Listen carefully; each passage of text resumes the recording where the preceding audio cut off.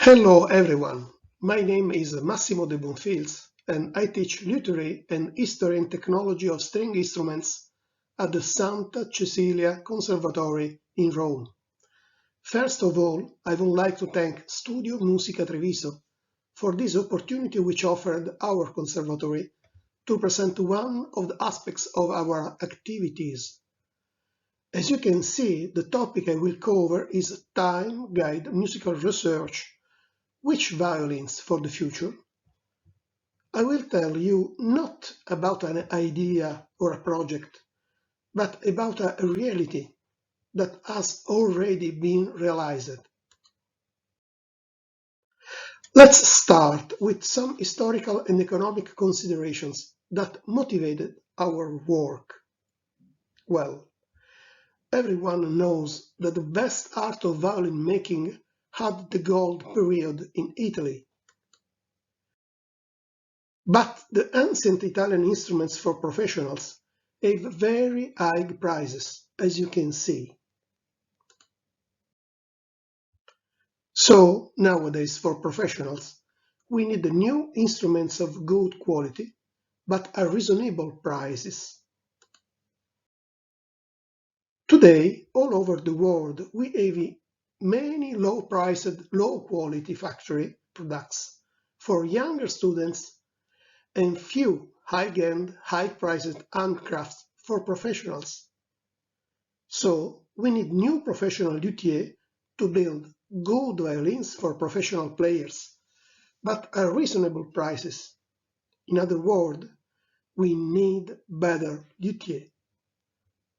The violin is a musical instrument and must be played in suitable places. That poses an historical problem of building design, the sound of the venues. We will see that from Baroque period to classic and romantic modern period.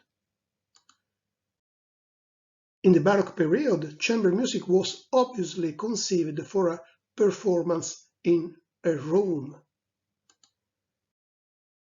Occasionally, it was possible to perform such concerts in larger ballrooms. However, history has changed them in structure and size. The Vienna Musikverein Golden Hall was one of the largest concert halls conceived in the 19th century. Today, the concert halls have reached gigantic dimensions, such as in China at the Guangzhou Opera House, built for 1,800 seats, and so on in USA, France, Germany, Russia, Denmark, Finland, again USA, and obviously Japan. Another music history problem is the size and type of the musical ensemble, from Baroque period to classic and romantic modern. The violin reached its definitive dimension in the 16th century, having been initially conceived for small ensemble. In the Baroque period, the violinist was mostly involved in small chamber ensemble, where a large mass of sound was not required to be heard. Ever in the Baroque period, even in the case of solo concerts, the violinist could easily emerge on other string instruments.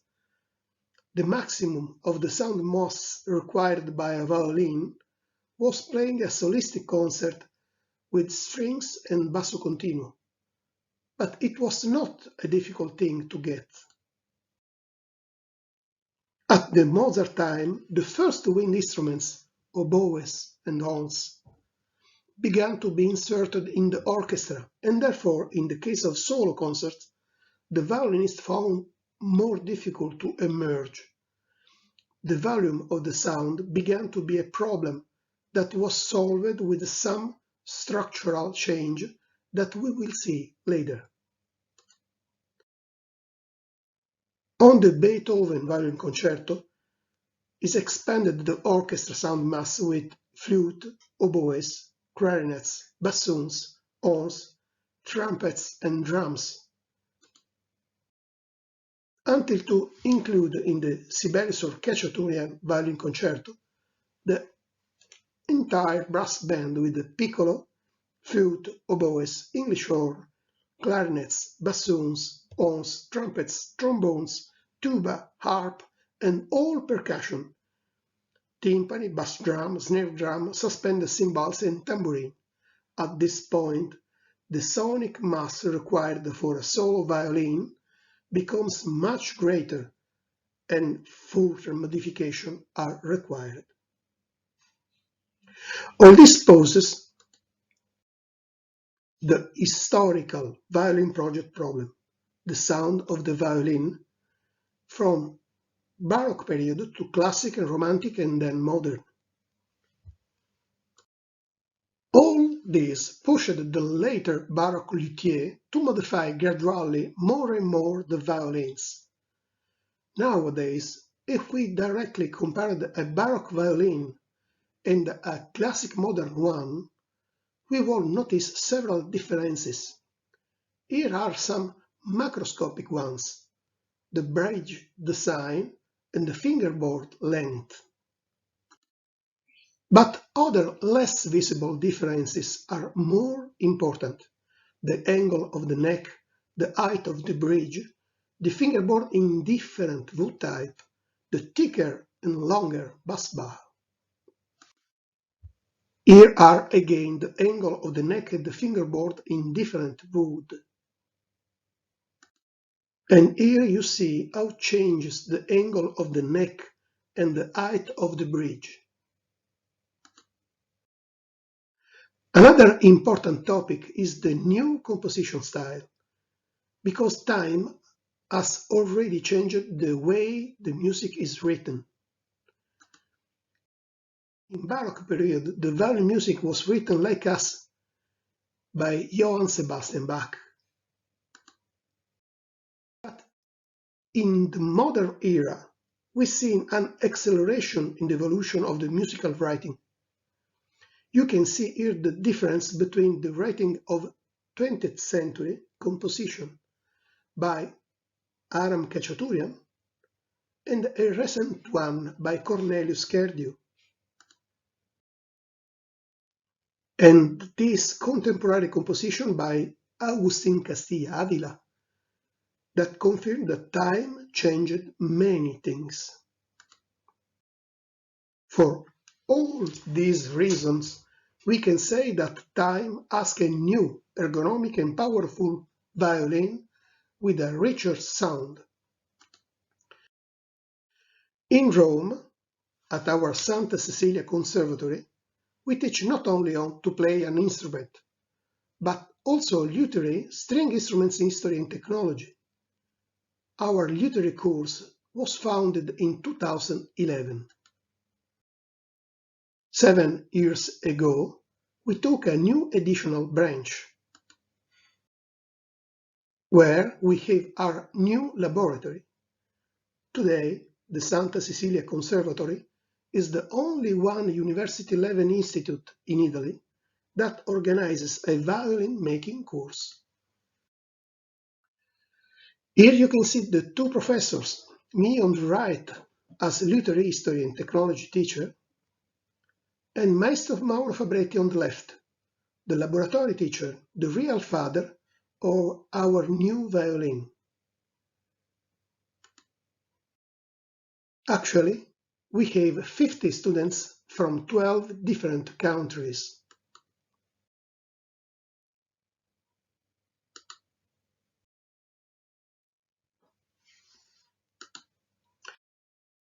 Over the years, we also worked for a course in engineering in musical instruments in collaboration first with La Sapienza University of Rome,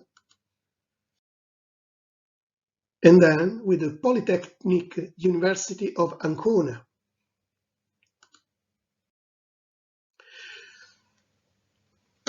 We focus our attention on the next luthier to providing them adequate training and culture. In 2016, we also organized the first edition of the Santa Cecilia Violin Making International Competition, where we received more than 100 instruments participants from 24 different nations. Two juries worked together, one of luthier and the other of concertists. The competition attracted the interest of various Italian and foreign press. In October 2019, we opened our stand at the World Music China Expo in Shanghai. Moreover, we promoted several seminars on lutherie in several Italian conservatories and universities, and also abroad, like us here in Bulgaria for the international scientific events. Moreover, we promoted the instruments built in our laboratory by playing them in concert. For example, that's a violin built in 2016 that we played in concert here at the Castello Sforzesco in Milano, Italy, and then at the Italian Embassy in Paris, France, during the European Music Fest, and finally at the Mirabel Schloss in Salzburg, Austria. Obviously, our course is not concentrated only on classical lutherie, but also on the experimental one, inspired by concept and evidence known in the world of nature, such as the Fibonacci sequence. Leonardo Pisano, a famous Italian scientist known as Fibonacci, discovered this sequence that creates a geometric spiral. The design of the spiral is evident in several aspects of nature, as you can see here. So, wanting to modify the design of the new ergonomic violin, we decided to follow the curve suggested by the Fibonacci sequence. Here are some possible solutions of the violin design by applying the Fibonacci spiral. So, Maestro Fabretti designed the new model project, and our staff began to build it, following the teacher's precious instructions. This new violin is easier to play, powerful, and with a better sound quality. It's easier to play because the ergonomic body helps to playing on higher position, pushing down his left shoulder. Moreover, we pulled up the right shoulder to recover the cabbage of the sound box. We have a better sound quality because the player can choose, following the repertoire to play, if using one or two or three sound posts in the same time for a richer timbre. We have a more powerful sound because the sound comes out of 4 different harmonic holes.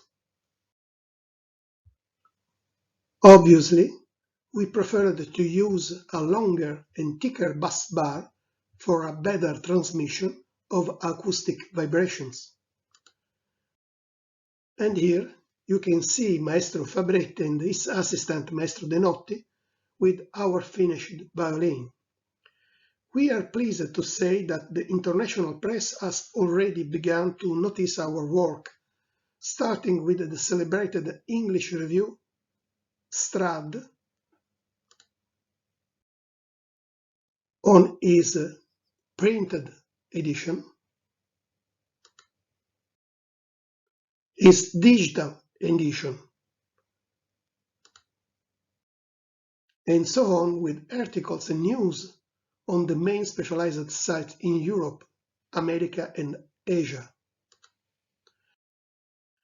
Obviously, we also played these instruments in concert both in Italy and abroad. But it would be better to make a direct comparison with the sound of another violin, perhaps that of a great Italian luthier of the 18th century. For that reason, our next stop will be to involve our electronic music department to make acoustic measurement, which will then be compared with those of two famous violins kept in two different museums in Rome.